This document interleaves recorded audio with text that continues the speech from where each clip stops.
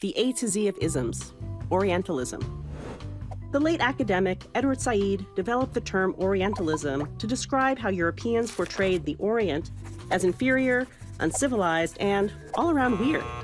But importantly, Said argued this was also simultaneously about defining Europe as the Orient's opposite, superior, civilized, and all around wonderful. The actual term the Orient refers to the rising of the sun in the east and comes from the Latin word oriens. So we could think of Orientalism as Easternism, or stereotyping of the East. Orientalism, then, is the form of knowledge, in quotation marks, that authorizes and justifies the assertion of Western power over the East. But what does this actually mean? Orientalism acts like a pair of glasses that distort your vision and exaggerate cultural and religious differences.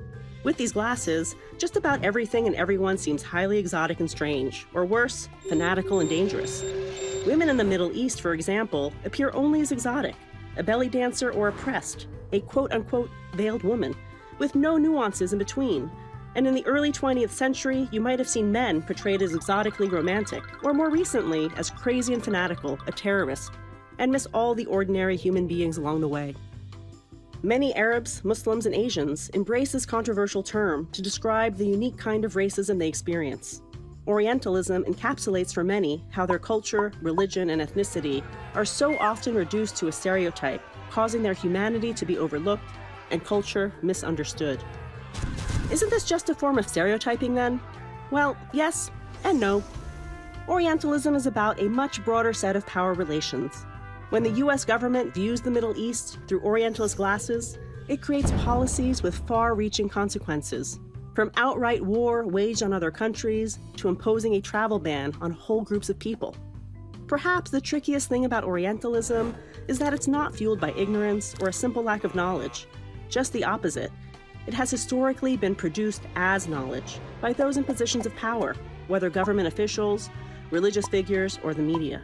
For example, when President Trump stated, "I think Islam hates us. We can't allow people coming into this country who have this hatred for the United States," he effectively characterized the 1.6 billion Muslims worldwide as anti-American.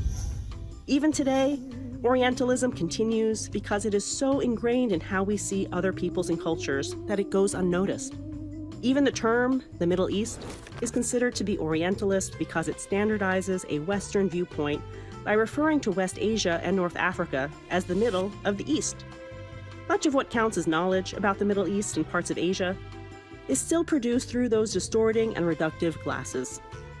And just like in the 18th and 19th centuries, Orientalism remains powerful because it shapes not just how people in the West view the East, but also how they view themselves.